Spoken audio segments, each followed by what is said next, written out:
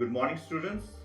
You are welcome into the virtual classroom of computer science. Myself, Gladwin Das, computer faculty, working at Government Senior Secondary School, Hakuwala, Shri Muktsar Sahib. I will be teaching class 11 second lesson, that is internet usage. प्यारे विद्यार्थियों, ਤੁਹਾਡਾ ਸਵਾਗਤ ਹੈ ਤੁਹਾਡੇ virtual classroom ਦੇ ਅੰਦਰ। मैं Gladwin Das, computer faculty, government senior secondary school Hakuwala, district Shri Muktsar Sahib.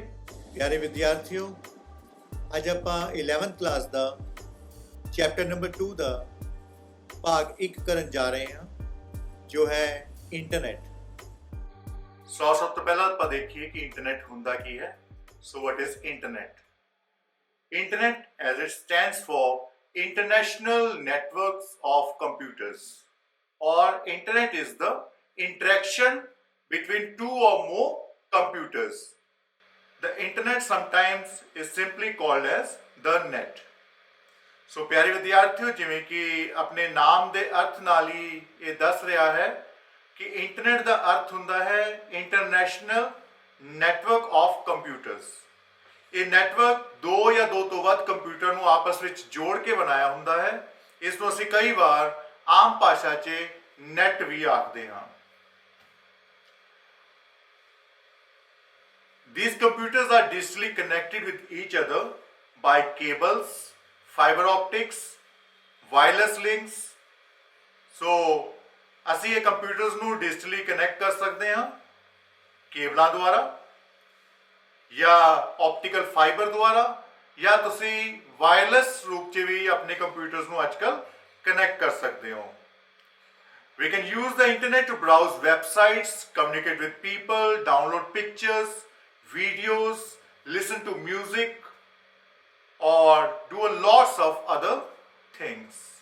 So ਆਪਾਂ ਕਹਿ ਸਕਦੇ ਹਾਂ ਕਿ ਅੱਜ ਅਸੀਂ ਕੰਪਿਊਟਰ ਨੂੰ ਵੈਬਸਾਈਟਾਂ ਵੇਖਣ ਲਈ, ਲੋਕਾਂ ਨਾਲ ਗੱਲਬਾਤ ਕਰਨ ਲਈ, ਤਸਵੀਰਾਂ ਤੇ ਵੀਡੀਓਜ਼ ਨੂੰ ਡਾਊਨਲੋਡ ਕਰਨ ਲਈ, ਸੰਗੀਤ ਸੁਣਨ ਲਈ ਜਾਂ ਹੋਰ ਬਹੁਤ ਸਾਰੀ ਚੀਜ਼ਾਂ ਨੂੰ ਕਰਨ ਲਈ ਵਰਤ ਸਕਦੇ ਹਾਂ। So when two or more computers connected over the internet, they can send and receive all kinds of information such as text, graphics, voice, video, and computer programs. We can get information, access data, we can do shopping, play games, and many more with just a mouse click. ਜਦੋਂ ਦੋ computers internet ਨਾਲ ਜੁੜੇ ਹੁੰਦੇ ਹਨ, ਉਹ ਹਰ ਕਿਸਮ ਦੇ text, graphics, ਆਵਾਜ਼ਾਂ, ਵੀਡੀਓ, ਕੰਪਿਊਟਰ ਪ੍ਰੋਗਰਾਮਸ, ਪੇਜ ਅਤੇ ਪ੍ਰਾਪਤ ਕਰ ਸਕਦੇ ਹਨ। ਅਸੀਂ ਸਿਰਫ ਮਾਊਸ ਦੇ ਕਲਿੱਕ ਨਾਲ ਜਾਣਕਾਰੀ ਪ੍ਰਾਪਤ ਕਰ ਸਕਦੇ ਹਾਂ, ਡਾਟਾ ਤੱਕ ਪਹੁੰਚ ਕਰ ਸਕਦੇ ਹਾਂ, ਖਰੀਦਾਰੀ, ਆਨਲਾਈਨ ਸ਼ਾਪਿੰਗ ਕਰ ਸਕਦੇ ਹੋ, ਖੇਡਾਂ, ਗੇਮਸ ਖੇਲ ਸਕਦੇ ਹਾਂ ਅਤੇ ਹੋਰ ਵੀ ਬਹੁਤ ਕੁਝ ਕਰ ਸਕਦੇ ਹਾਂ। ਨੈਕਸਟ ਆਪਣਾ ਟੌਪਿਕ ਹੈ ਪਿਆਰੇ ਬੱਚਿਓ ISP, internet service provider. Internet service provider ਕੀ ਹੁੰਦਾ ਹੈ? ਜੋ ਸਾਨੂੰ ਇੰਟਰਨੈਟ ਸਰਵਿਸ ਪ੍ਰੋਵਾਈਡ ਕਰਦੇ ਹਨ। ਸੋ ਆਓ ਇਸ ਦੀ ਡੈਫੀਨੇਸ਼ਨ ਦੇਖੀਏ। Internet service provider is a company that provides internet connection and services to individuals and organizations. So internet service provider की ਹੁੰਦੀ ਹੈ ਕੰਪਨੀ ਹੈ ਜੋ ਕਿ ਇੰਟਰਨੈਟ ਕਨੈਕਸ਼ਨ ਪ੍ਰੋਵਾਈਡ ਕਰਦੀ ਹੈ ਜਾਂ ਆਪਾਂ ਨੂੰ ਸੇਵਾਵਾਂ ਮੁਹੱਈਆ ਕਰਵਾਉਂਦੀ ਹੈ ਵਿਅਕਤੀਆਂ ਨੂੰ ਜਾਂ ਸੰਗਠਨਾਂ ਨੂੰ। So ISP makes the internet a possibility. In other words, without a subscription with an ISP, we won't have a connection to the internet. So ਆਪਾਂ ਕਹਿ ਸਕਦੇ ਹਾਂ ਕਿ ਜਦ ਤੱਕ ਅਸੀਂ ਇੰਟਰਨੈਟ ਨਾਲ ਸਬਸਕ੍ਰਿਪਸ਼ਨ ਜਾਂ ਇੰਟਰਨੈਟ ਦੇ ਅਸੀਂ ਗਾਹਕ ਨਹੀਂ ਬਣਦੇ, ਉਦੋਂ ਤੱਕ ਅਸੀਂ ਇੰਟਰਨੈਟ ਕਨੈਕਸ਼ਨ ਦੀ ਵਰਤੋਂ ਨਹੀਂ ਕਰ ਸਕਦੇ। So for a monthly rent, the service provider usually provides software package that can be used for dial-up connections and connecting to the internet, and username, password, access phone number to connect to the ISP, and the common ISPs which are available in India are Airtel, Vodafone, Idea, BSNL, Jio, etc. ਸੋ ਆਪਾਂ ਕਹਿ ਸਕਦੇ ਹਾਂ ਕਿ ਇੱਕ ਮਹੀਨੇਵਾਰ ਕਿਰਾਏ ਲਈ ਆਪਾਂ ਨੂੰ ਸਰਵਿਸ ਪ੍ਰੋਵਾਈਡਰ ਆਮ ਤੌਰ ਤੇ ਇੱਕ ਸੌਫਟਵੇਅਰ ਪੈਕੇਜ ਪ੍ਰੋਵਾਈਡ ਕਰਦਾ ਹੈ। ਉਹ ਸੌਫਟਵੇਅਰ ਪੈਕੇਜ ਦੇ ਨਾਲ ਤੁਸੀਂ ਇੰਟਰਨੈਟ ਕਨੈਕਸ਼ਨ ਬਿਲਡ ਕਰ ਸਕਦੇ ਹੋ। ਯੂਜ਼ਰ ਨੇਮ ਤੇ ਇੱਕ ਪਾਸਵਰਡ ਤੁਹਾਨੂੰ ਦਿੱਤਾ ਜਾਂਦਾ ਹੈ ਜੋ ਤੁਹਾਡਾ ਆਪਣਾ ਪਰਸਨਲ ਹੁੰਦਾ ਹੈ, ਜਿਸ ਦੇ ਨਾਲ ਤੁਸੀਂ ਇੰਟਰਨੈਟ ਨੂੰ ਕਨੈਕਟ ਕਰੋਗੇ। ਇੱਕ ਐਕਸੈਸ ਫੋਨ ਨੰਬਰ ਤੁਹਾਨੂੰ ਪ੍ਰਦਾਨ ਕੀਤਾ ਜਾਂਦਾ ਹੈ ਜਿਸ ਦੇ ਨਾਲ ਤੁਸੀਂ ISP ਨੂੰ ਡਾਇਲ ਅਪ ਕਰ ਸਕਦੇ ਹੋ। ਆਪਣੇ ਕੋਲੇ ਭਾਰਤ ਦੇ ਅੰਦਰ ਆਮ ਤੌਰ ਤੇ ਜਿਹੜੇ ISPs ਅੱਜ ਅਵੇਲੇਬਲ ਹਨ ਉਹ ਹਨ Airtel, Vodafone, idea, BSNL, Jio ਆਦਿ। ਅਗਲੀ ਚੀਜ਼ ਜੋ ਆਪਣੇ ਕੋਲੇ ਆਉਂਦੀ ਹੈ ਉਹ ਹੈ ਇੰਟਰਨੈਟ ਬ੍ਰਾਊਜ਼ਰ। ਆਮ ਤੌਰ ਤੇ ਤੁਸੀਂ ਸਭ ਬੱਚੇ ਅੱਜ ਇੰਟਰਨੈਟ ਉੱਪਰ ਬਹੁਤ ਜ਼ਿਆਦਾ ਆਪਣਾ ਕੰਮ ਕਰ ਰਹੇ ਹੋ ਕਿਉਂਕਿ ਲੋਕਡਾਊਨ ਦਾ ਪੀਰੀਅਡ ਹੈ। ਤਾਂ ਮੋਸਟਲੀ ਆਪਾਂ ਜਾਣਦੇ ਹਾਂ ਕਿ ਇੰਟਰਨੈਟ ਬ੍ਰਾਊਜ਼ਰ ਹੁੰਦਾ ਕੀ ਹੈ। ਸੋ a web browser or simply a browser is an application software that allow us to view and access websites on the internet. ਸੋ ਇੱਕ ਵੈਬ ਬ੍ਰਾਊਜ਼ਰ ਕੀ ਹੁੰਦਾ ਹੈ ਜਾਂ ਇੱਕ ਸਧਾਰਨ ਰੂਪ ਚ ਆਪਾਂ ਲੈ ਕੇ ਚੱਲੀਏ ਕਿ ਇੱਕ ਬ੍ਰਾਊਜ਼ਰ ਕੀ ਹੁੰਦਾ ਹੈ, ਇੱਕ ਐਪਲੀਕੇਸ਼ਨ ਸੌਫਟਵੇਅਰ ਹੈ ਜੋ ਆਪਾਂ ਨੂੰ ਵੈਬਸਾਈਟਾਂ ਨੂੰ ਵੇਖਣ ਅਤੇ ਪਹੁੰਚ ਕਰਨ ਦੀ ਆਗਿਆ ਦਿੰਦਾ ਹੈ। It allows a user to locate, access and display web pages. ਇੱਕ ਯੂਜ਼ਰ ਨੂੰ ਵੈਬ ਪੇਜਾਂ ਨੂੰ ਲੱਭਣ, ਪਹੁੰਚ ਕਰਨ ਅਤੇ ਪ੍ਰਦਰਸ਼ਿਤ ਕਰਨ ਦੀ ਆਗਿਆ ਦਿੰਦਾ ਹੈ। User can request for any web page by just entering a URL. ਸੋ ਇੱਕ ਯੂਜ਼ਰ ਜੋ ਹੈ ਉਹ ਕਿਸੇ ਵੀ ਵੈਬ ਪੇਜ ਨੂੰ ਵੇਖ ਸਕਦਾ ਹੈ। ਉਸਨੂੰ ਸਿਰਫ ਕੀ ਕਰਨਾ ਹੁੰਦਾ, ਆਪਣੇ ਐਡਰੈਸ ਬਾਰ ਦੇ ਅੰਦਰ ਆਪਣੇ ਕੋਲੇ ਤੁਹਾਨੂੰ URL ਜਾਂ ਯੂਨੀਫਾਰਮ ਰਿਸੋਰਸ ਲੋਕੇਟਰ ਜੋ ਕਿ ਇੱਕ ਐਡਰੈਸ ਹੈ ਉਸ ਵੈਬਸਾਈਟ ਦਾ, ਉਹ ਆਪਾਂ ਨੂੰ ਉਸ ਦੇ ਅੰਦਰ ਡਾਲਣਾ ਹੁੰਦਾ ਹੈ। ਸੋ ਇੱਕ ਵੈਬ ਬ੍ਰਾਊਜ਼ਰ ਕੀ ਕਰਦਾ ਹੈ, ਆਪਣੀ ਵੈਬਸਾਈਟ ਨੂੰ ਉਸ ਬ੍ਰਾਊਜ਼ਰ ਦੇ ਉੱਪਰ ਖੋਲ ਕੇ ਆਪਾਂ ਨੂੰ ਦਿਖਾ ਦਿੰਦਾ ਹੈ। ਇੱਕ ਬ੍ਰਾਊਜ਼ਰ ਜੋ ਹੈ ਉਹ simple text, audio, video, hyperlinks ਅਤੇ ਐਨੀਮੇਸ਼ਨਸ ਨੂੰ ਦਿਖਾਉਂਦਾ ਹੈ। ਆਮ ਤੌਰ ਤੇ ਜਿਹੜੇ ਵਰਤੇ ਜਾਣ ਵਾਲੇ ਆਪਣੇ ਕੋਲੇ ਵੈਬ ਬ੍ਰਾਊਜ਼ਰਸ ਹਨ ਉਹ ਹਨ ਓਪੇਰਾ, ਗੂਗਲ ਕ੍ਰੋਮ, ਐਪਲ ਦਾ ਸਫਾਰੀ, ਮੋਜ਼ੀਲਾ ਦਾ ਫਾਇਰਫੌਕਸ, ਇੰਟਰਨੈਟ ਐਕਸਪਲੋਰਰ ਮਾਈਕਰੋਸਾਫਟ ਦਾ ਅਤੇ ਮਾਈਕਰੋਸਾਫਟ ਦਾ ਅੱਜਕੱਲ ਜੋ ਵੈਬ ਬ੍ਰਾਊਜ਼ਰ ਆਪਾਂ ਯੂਜ਼ ਕਰਦੇ ਹਾਂ ਉਹ ਹੈ ਐਜ। ਅਗਲੀ ਜੋ ਮੇਨ ਚੀਜ਼ ਹੈ ਆਪਣੇ ਕੋਲ ਹੈ ਬੁਕਮਾਰਕਸ ਅਤੇ ਫੇਵਰਿਟਸ। ਪਿਆਰੇ ਵਿਦਿਆਰਥੀਓ, ਬੁਕਮਾਰਕਸ ਹੁੰਦੇ ਕੀ ਹਨ ਜਾਂ ਫੇਵਰਿਟਸ ਕੀ ਹੁੰਦੇ ਹਨ? ਬਹੁਤ ਵਾਰ ਅਸੀਂ ਦੇਖਿਆ ਹੈ ਕਿ ਆਪਾਂ ਜਦੋਂ ਕੁਝ ਰੀਡਿੰਗ ਕਰ ਰਹੇ ਹੁੰਦੇ ਹਾਂ ਤੇ ਇੱਕ ਪਤਲਾ ਜਿਹਾ ਇੱਕ ਮਾਰਕਰ ਜਾਂ ਜੋ ਕਿ ਕਾਰਡਬੋਰਡ ਦਾ ਜਾਂ ਕਿਸੇ ਮੈਟਲ ਸ਼ੀਟ ਦਾ ਜਾਂ ਕੋਈ ਪਲਾਸਟਿਕ ਦਾ ਜਾਂ ਕੋਈ ਧਾਗਿਆਂ ਦਾ ਬਣਿਆ ਹੁੰਦਾ ਹੈ, ਉਸ ਨੂੰ ਆਪਾਂ ਪੇजेस ਦੇ ਅੰਦਰ ਡਾਲ ਲੈਂਦੇ ਹਾਂ ਤਾਂ ਕਿ ਜਦੋਂ ਤੁਸੀਂ ਉਸ ਬੁੱਕ ਨੂੰ ਬੰਦ ਕਰਕੇ ਵਾਪਸ ਖੋਲੋ ਤਾਂ ਤੁਸੀਂ ਉਸੇ ਜਗ੍ਹਾ ਤੋਂ ਦੁਬਾਰਾ ਰੀਡਿੰਗ ਕਰਨੀ ਸ਼ੁਰੂ ਕਰ ਸਕੋ ਜਿੱਥੇ ਤੁਸੀਂ ਲਾਸਟ ਟਾਈਮ ਪੇਜ ਛੱਡਿਆ ਸੀਗਾ। ਸੋ ਇੱਕ ਬੁੱਕਮਾਰਕ ਨੂੰ ਆਪਾਂ ਜਿੱਥੋਂ ਦੀ ਆਪਾਂ ਰੀਡਿੰਗ ਕਰਨੀ ਛੱਡੀ ਸੀ ਉੱਥੇ ਇੱਕ ਮਾਰਕਰ ਲਗਾਉਣ ਲਈ ਵਰਤਦੇ ਹਾਂ। But when referring to an internet browser, it is a method of saving a web page address. So ਜਦੋਂ ਆਪਾਂ ਗੱਲ ਕਰਦੇ ਹਾਂ ਇੰਟਰਨੈਟ ਬ੍ਰਾਊਜ਼ਰ ਦੀ, ਸੋ ਇੰਟਰਨੈਟ ਬ੍ਰਾਊਜ਼ਰ ਤੇ ਕੀ ਹੈ ਆਪਣੇ ਕੋਲੇ ਬੁੱਕਮਾਰਕ? ਇੱਕ ਇਹ ਤਰੀਕਾ ਹੈ ਜਿਸ ਦੇ ਰਾਹੀਂ ਤੁਸੀਂ ਆਪਣੇ ਵੈਬ ਪੇਜ ਐਡਰੈਸ ਨੂੰ ਕੀ ਕਰ ਸਕਦੇ ਹੋ, ਸੇਵ ਕਰਕੇ ਰੱਖ ਸਕਦੇ ਹੋ। ਬੇਸਿਕਲੀ ਆਪਣੇ ਕੋਲੇ ਕੋਈ ਡਿਫਰੈਂਸ ਨਹੀਂ ਹੁੰਦਾ ਬੁੱਕਮਾਰਕ ਦਾ ਫੇਵਰਿਟਸ ਦੇ ਅੰਦਰ।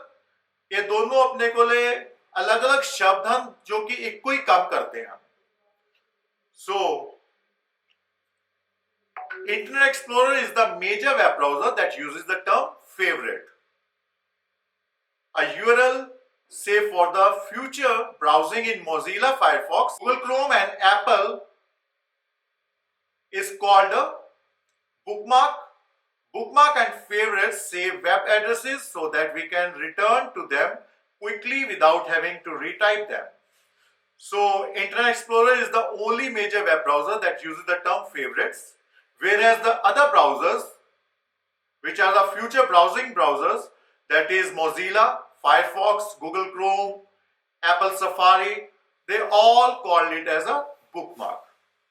So bookmark and favorites save web addresses so that we can return to them quickly without having to retype them. So ਆਪਾਂ ਕਹਿ ਸਕਦੇ ਹਾਂ ਕਿ ਸਿਰਫ ਇੰਟਰਨੈਟ ਐਕਸਪਲੋਰਰ ਇੱਕ ਵੈਬ ਬ੍ਰਾਊਜ਼ਰ ਹੈ ਜੋ ਕਿ ਫੇਵਰਿਟ ਸ਼ਬਦ ਦਾ ਇਸਤੇਮਾਲ ਕਰਦਾ ਹੈ, ਜਦਕਿ Mozilla, Firefox, Google Chrome, Apple ਦਾ ਸਫਾਰੀ ਵਿੱਚ ਭਵਿੱਖ ਵਿੱਚ ਬ੍ਰਾਊਜ਼ਿੰਗ ਲਈ ਸੁਰੱਖਿਅਤ ਕੀਤੇ ਗਏ ਇੱਕ URL ਨੂੰ ਬੁੱਕਮਾਰਕ ਕਿਹਾ ਜਾਂਦਾ ਹੈ। ਸੋ ਬੁੱਕਮਾਰਕ ਅਤੇ ਫੇਵਰਿਟ ਜੋ ਹਨ ਉਹ ਵੈਬ ਐਡਰੈਸਿਸ ਨੂੰ ਸੇਵ ਕਰਦੇ ਹਨ ਤਾਂ ਜੋ ਅਸੀਂ ਉਹਨਾਂ ਤੱਕ ਦੁਬਾਰਾ ਟਾਈਪ ਕੀਤੇ ਬਿਨਾਂ ਤੇਜ਼ੀ ਨਾਲ ਪਹੁੰਚ ਕਰ ਸਕੀਏ। ਸੋ ਬੁੱਕਮਾਰਕ ਨੂੰ ਐਡ ਕਰਨ ਦਾ ਤਰੀਕਾ ਕੀ ਹੈ? ਜੋ ਤੁਸੀਂ ਆਪਣੇ ਕੋਲੇ ਵੈਬ ਬਰਾਊਜ਼ਿੰਗ ਕਰਦੇ ਹੋ, ਜਿਵੇਂ ਕਿ ਤੁਹਾਡੀ ਸਕਰੀਨ ਦੇ ਉੱਤੇ ਦਿਖਾਇਆ ਹੈ ਕਿ ਆਪਾਂ ਇੱਕ ਪੰਜਾਬ ਸਕੂਲ ਐਜੂਕੇਸ਼ਨ ਬੋਰਡ ਦੀ ਸਾਈਟ ਖੋਲੀ ਹੋਈ ਜਿਸ ਦਾ ਐਡਰੈਸ ਹੈ pscb.ac.in। ਜਦੋਂ ਆਪਾਂ ਬਰਾਊਜ਼ਿੰਗ ਦੇ ਅੰਦਰ ਖੋਲੀਏ, ਆਪਾਂ ਚਾਹੁੰਦੇ ਕਿ ਇਹਨਾਂ ਨੂੰ ਦੁਬਾਰਾ ਜਦੋਂ ਆਪਾਂ ਖੋਲੀਏ ਤਾਂ ਉਹਨੂੰ ਆਪਾਂ ਟਾਈਪ ਨਾ ਕਰਨਾ ਪਏ, ਆਪਾਂ ਨੂੰ URL ਆਪਾਂ ਡਾਇਰੈਕਟਲੀ ਬੁੱਕਮਾਰਕ ਉੱਪਰ ਕਲਿੱਕ ਕਰੀਏ ਤਾਂ ਉਹ ਵਾਲਾ ਪੇਜ ਜੋ ਹੈ ਉਹ ਖੁੱਲ ਜਾਇਆ ਕਰੇ। ਸੋ ਸਭ ਤੋਂ ਪਹਿਲਾਂ ਆਪਾਂ ਨੂੰ ਵੈਬ ਬਰਾਊਜ਼ਰ ਦੇ ਅੰਦਰ ਉਸ ਪੇਜ ਨੂੰ ਖੋਲਣਾ ਹੁੰਦਾ ਜਿਸ ਨੂੰ ਆਪਾਂ ਬੁੱਕਮਾਰਕ ਬਣਾਉਣਾ ਚਾਹੁੰਦੇ ਹਾਂ। ਉਸ ਤੋਂ ਬਾਅਦ ਸਾਈਡ ਤੇ ਤੁਹਾਡੇ ਕੋਲੇ ਐਡਰੈਸ ਬਾਰ ਦੇ ਅੰਦਰ ਇੱਕ ਸਟਾਰ ਦਾ ਸਿੰਬਲ ਲੱਗਿਆ ਹੋਏਗਾ, ਉਹ ਸਟਾਰ ਉੱਪਰ ਤੁਸੀਂ ਕਲਿੱਕ ਕਰੋਗੇ ਤੇ ਇੱਕ ਡਾਇਲੌਗ ਬਾਕਸ ਆਪਣੇ ਕੋਲੇ ਪੌਪ ਅਪ ਕਰ ਜਾਂਦਾ ਹੈ ਜਿਸ ਦੇ ਅੰਦਰ ਲਿਖਿਆ ਹੁੰਦਾ ਹੈ ਕਿ ਤੁਸੀਂ ਬੁੱਕਮਾਰਕ ਨੂੰ ਸੇਵ ਕਰਨਾ ਚਾਹੁੰਦੇ ਹੋ। ਅਗਰ ਆਪਾਂ ਕੋਈ ਨਾਮ ਨਹੀਂ ਦਿੰਦੇ ਤਾਂ ਉਹ ਬੁੱਕਮਾਰਕ ਸਿਰਫ ਆਈਕਨ ਦੇ ਰੂਪ 'ਚ ਸਟੋਰ ਹੋ ਜਾਂਦਾ ਹੈ, ਪਰ ਅਗਰ ਆਪਾਂ ਨਾਮ ਦੇ ਦਿੰਦੇ ਹਾਂ ਤਾਂ ਬੁੱਕਮਾਰਕ ਇੱਕ ਨਾਮ ਦੇ ਨਾਲ ਸਟੋਰ ਹੋ ਜਾਏਗਾ। ਉਸ ਤੋਂ ਬਾਅਦ ਉਹ ਪੁੱਛੇਗਾ ਕਿ ਕਿਸ ਫੋਲਡਰ ਦੇ ਅੰਦਰ ਆਪਾਂ ਇਸ ਬੁੱਕਮਾਰਕ ਨੂੰ ਸਟੋਰ ਕਰਨਾ ਚਾਹੁੰਦੇ ਹਾਂ। ਜਦੋਂ ਇਹ ਸਾਰੀ ਚੀਜ਼ਾਂ ਦਾ ਚੁਣਾਵ ਆਪਾਂ ਕਰ ਲਿਆ, ਲਾਸਟ 'ਚ ਆਪਾਂ ਕਲਿੱਕ ਕਰ ਦਿੰਦੇ ਹਾਂ ਓਕੇ ਜਾਂ ਡਨ ਉੱਪਰ, ਤਾਂ ਆਪਣਾ ਬੁੱਕਮਾਰਕ ਜੋ ਹੈ ਕ੍ਰੀਏਟ ਹੋ ਜਾਂਦਾ ਹੈ। ਨੈਕਸਟ ਟਾਈਮ ਜਦੋਂ ਤੁਸੀਂ ਬੁੱਕਮਾਰਕ ਨੂੰ ਓਪਨ ਕਰਨਾ ਹੈ ਤਾਂ ਕੀ ਕਰੋਗੇ? ਤੁਸੀਂ ਬੁੱਕਮਾਰਕਸ ਉੱਪਰ ਜਾਓਗੇ, ਜੋ ਤੁਸੀਂ ਬੁੱਕਮਾਰਕ ਕ੍ਰੀਏਟ ਕੀਤਾ ਸੀ ਉਸ ਦੇ ਉੱਪਰ ਕਲਿੱਕ ਕਰ ਦਿਓ ਤਾਂ ਆਪਣੇ ਕੋਲੇ ਵੈਬਸਾਈਟ ਜਿਹੜੀ ਹੈ ਆਪਣੇ ਆਪ ਖੁੱਲ ਜਾਏਗੀ। ਤੁਹਾਨੂੰ ਐਡਰੈਸ ਦੁਬਾਰਾ ਉਸਦਾ ਟਾਈਪ ਕਰਨ ਦੀ ਜਾਂ ਉਹਨੂੰ ਯਾਦ ਰੱਖਣ ਦੀ ਜ਼ਰੂਰਤ ਨਹੀਂ। ਨੈਕਸਟ ਟੌਪਿਕ ਹੈ identify secure sites, HTTPs and lock symbols। ਸੋ ਆਓ ਆਪਾਂ ਅਗਲੇ ਟੌਪਿਕ ਨੂੰ ਦੇਖੀਏ। ਸੋ ਨੈਕਸਟ ਟੌਪਿਕ ਹੈ identify secure sites. It's unfortunate that every website address is trustworthy and secure. An unsafe website can spread malware, steal information, send spam, and more. There are two simple ways to ensure that we are on a secure website. ਇਹ ਬੜਾ ਮੰਦਭਾਗਾ ਹੈ ਕਿ ਹਰ website ਭਰੋਸੇਯੋਗ ਅਤੇ ਸੁਰੱਖਿਅਤ ਨਹੀਂ ਹੁੰਦੀ।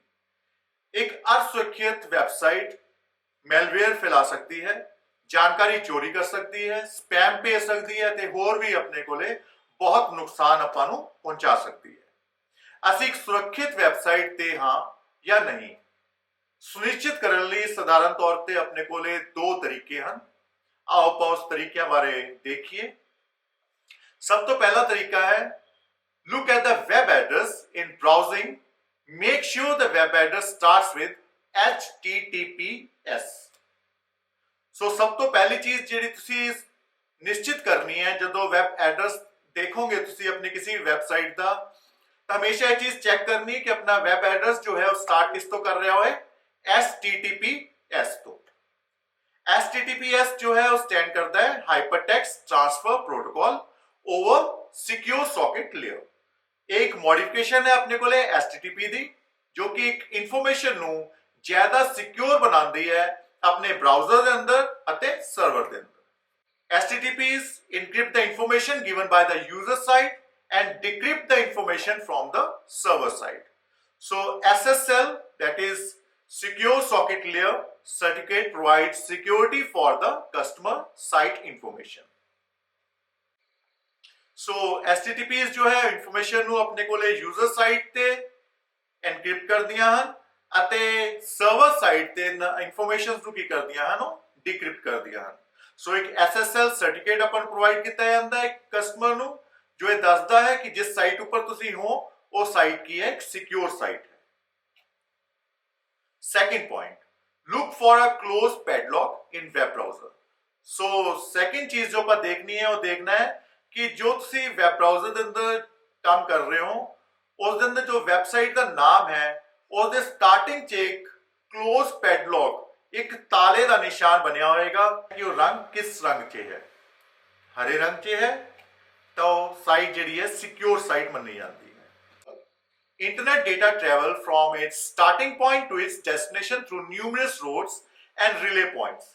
ਆਪਣਾ ਜਿਹੜਾ ਇੰਟਰਨੈਟ ਤੇ ਡੇਟਾ ਹੁੰਦਾ ਹੈ ਉਹ ਬਹੁਤ ਜ਼ਿਆਦਾ ਆਪਣੇ ਕੋਲੇ ਪੜਾਵਾਂ ਵਿੱਚ ਜਾਂ ਅਲੱਗ-ਅਲੱਗ ਆਪਣੇ ਕੋਲੇ ਰਿਲੇ ਪੁਆਇੰਟਸ ਦੇ ਵਿੱਚੋਂ ਦੀ ਜਾਂ ਅਲੱਗ-ਅਲੱਗ ਰੋਡਸ ਦੇ ਵਿੱਚੋਂ ਦੀ ਇੱਕ ਤਰੀਕੇ ਦੀਆਂ ਹੋ ਕੇ ਗੁਜ਼ਰਦਾ ਹੈ ਜਦੋਂ ਤੱਕ ਉਹ ਸਟਾਰਟਿੰਗ ਪੁਆਇੰਟ ਤੋਂ ਆਪਣੇ ਕੋਲੇ ਨਿਸ਼ਚਿਤ ਜਿਹੜੀ ਆਪਣੇ ਕੋਲੇ ਸਰਵਰ ਹੈ ਉਸ ਤੱਕ ਨਹੀਂ ਪਹੁੰਚ ਜਾਂਦਾ ਜਾਂ ਡੈਸਟੀਨੇਸ਼ਨ ਤੱਕ ਨਹੀਂ ਪਹੁੰਚ ਜਾਂਦਾ। At every point in the journey it's possible that somebody could intercept and read the data.